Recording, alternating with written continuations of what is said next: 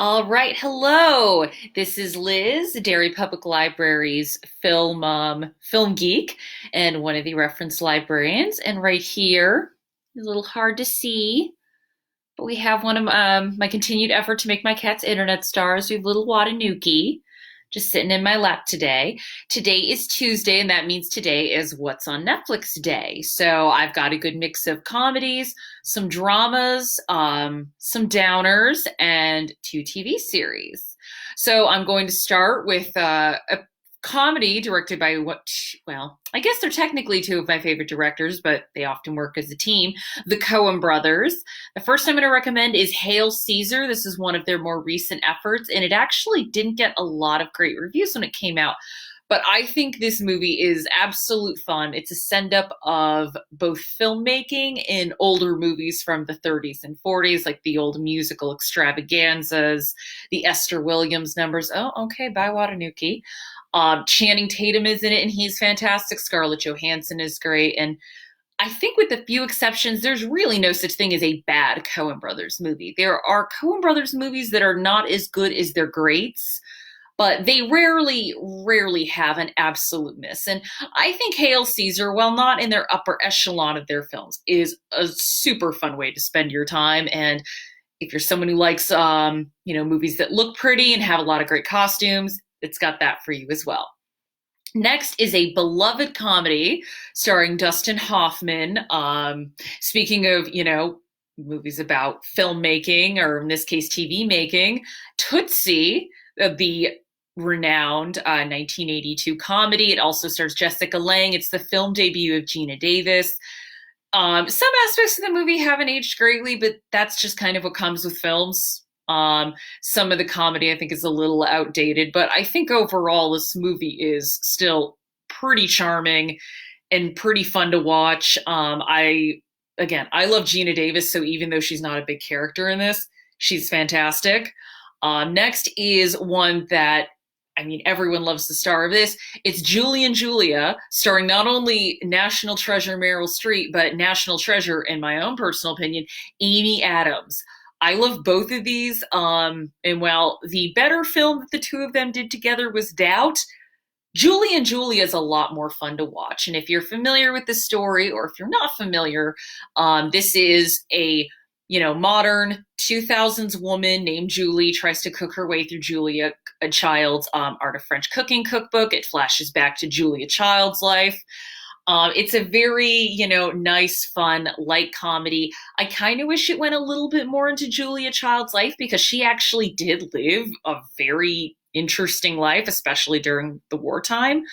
But it's always great, in my opinion, just to watch a movie where all of the actors are doing a great job. And this is one of those movies, and you leave with a smile on your face and you get inspired to cook. And hey, we're all at home, may as well cook. The last, and I guess I should say my light entries, is sort of a new classic, Nicolas Cage in National Treasure. It's one of those for people my age and a little bit younger. It came out, it was a kind of a blockbuster hit, or maybe a sleeper hit. But it is, if you want an adventure movie, this is a perfectly fun adventure movie. It's like a Milky Way bar. They're not great for you, but every now and then you have one and you're just like, oh, that felt great. And I actually really do love Nicolas Cage. I know that he gets reduced to a joke now, but I think depending on what movie he's in, I think he knows when to act, and he's still putting out great performances. And he's good in this too. He actually adapts better than you think he would to the Indiana Jones light style of this movie. So again, if you want some fun and it's fairly family friendly, National Treasure is on Netflix. So now on to the downers. Okay, so I have some happy things at the end, but if you want to tune out, next four movies are a little sad. The first, a little bit timely, it's called It Comes at Night. And this was a victim of, I think, bad marketing, because this was marketed as like there's a monster in the woods. And I think a lot of people saw it and were like, why am I watching a movie about a plague and existential dread? So, unfortunately, the movie didn't get a lot of good word of mouth, but I actually think this movie's fantastic. And it is actually, I would say, a good horror movie to watch if you're a little horror squeamisher averse. There's no gore, there's no monsters. This is the plot. A man, his wife, and his son, they're living in the woods. It's remote. Apparently, there is a disease going around, and that's the setting for the movie. The drama and the terror comes in when they encounter another family and have to decide, do we take this family in? And how do we know this family is safe? How do we know we won't get sick? It might be a little too close to home now, but I do think a movie like this is a good reminder as to what happens when you let paranoia completely get to your head. The next movie is called Green Room. It's the last lead performance from Anton Yelchin before he died. It's about a band. They go play a concert. Turns out they're skinheads, and they're on the wrong side of those skinheads, although, I mean, you want to be on the wrong side of skinheads. They're skinheads. But still, they have to essentially survive and get out of this bad situation. I think it's a really good, tense thriller. You're on edge the entire time. Bonus, Patrick Stewart is in it, and it is a great performance because he's Jean-Luc Picard. He's usually playing the good guy. Here, he is a nasty, nasty piece of work. And it's nice to remember that, yeah, Patrick Stewart's got that range and he can still pull it out if he needs to. The next, definitely a serious movie, but a little bit lighter. It's an animated film called The Breadwinner. So it takes place in Taliban-controlled Afghanistan. A girl's father is injured and he can't make money for the family anymore. So the young girl decides to disguise herself as a boy so she can like work and get food for her family. So, fairly familiar story. The animation is gorgeous, and it's also nice to see that even under Taliban, a story where even under Taliban controlled Afghanistan, her father isn't, stay in the kitchen and stay at home. Her father's very supportive of her having dreams, and that not every adult figure in Afghanistan wanted their women to be subjugated. So it's heartwarming, and it might be a good way to discuss more serious issues in the world with the children who see it. It's a good way to kind of contextualize some of the histories and current events of that region.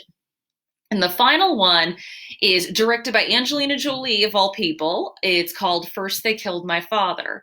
So a couple weeks ago, I talked about The Killing Fields and the film about the Cambodian genocide. And that's the story of Dith Pran, a man who survived the Killing Fields and that genocide. This is based on an autobiography written by Long Ung, and it's of the same name. It's a girl who survived along with some of her siblings, but she lost her father, she lost her parents, she lost at least one of her siblings. Incredibly powerful book, and I think this film is a very good adaptation. So again, it's a heavy watch, but if you're at the very least interested in what happened in Cambodia in the 1970s, and you want to read it from perspective of someone who did survive it, this is a good watch. Alrighty, so I told you we're going to end with some happy stuff, so I have 2 TV series to recommend. The first is, as my significant other put it, he called it, it's almost like white noise. It's Chill with Bob Ross. I did not really know who Bob Ross was until a few years ago, and I kind of didn't understand the following around Bob Ross, the very mellow painter. And then I watched Chill with Bob Ross, and I'm like, wow, I totally get it. It's kind of like watching old Mr. Rogers. It's just like, this seems to be a very nice, very relaxed person, just showing you how to create something pretty. And I think with everyone being very anxious right now, it might be nice to kind of just relax and watch Bob paint some pretty trees. Maybe you'll be inspired to create something pretty as well. The other TV show it got canceled, but it has been picked up by Pop TV, so we will thankfully be getting at least one more season. It is the reboot of One Day at a Time. So if you don't know about the original One Day at a Time, that was a 1970s show about single mother and her 2 children, basically trying to make it in the world. 70s, a single parent was a little bit more of a novelty than it is now. So today, It's a family of Cuban descent. Still a mother. She's an army vet. She's now a nurse. She still has two children that she's trying to raise. She also lives with her mother, who is played by just EGOT winner and all around American treasure, Rita Moreno. I mean, seriously, Rita Moreno should be the selling point. Like, if you don't want to watch Rita Moreno be funny every episode, I don't know what world you live in. I think she's amazing. But it is heartwarming. It's definitely timely. It is a very good example of to how to update a show and not lose the core ideal of the show. It's still at its core a show about family, about sticking together. It's very heartwarming. There's many episodes where I've cried, and they tackle a lot of stuff that wasn't quite tackled in the 70s. They talk about addiction, they talk about depression, they talk about PTSD. One of the children has to deal with telling her mom about their sexuality. It's a very but still, it's all done with humor. It's all done without being overly preachy. It is just a very nice, happy show. And again, I think we all want something happy right now. And must I mention again, Rita Moreno. Again, selling point. That sold me on it. And then I'm like, oh, the rest of the show's great too. But hey, look over here, Rita Moreno. So I hope you watch at least one of these and enjoy. And I will be back tomorrow with what is on Prime. And as tomorrow is my birthday, it's going to be a special episode. Have a great day.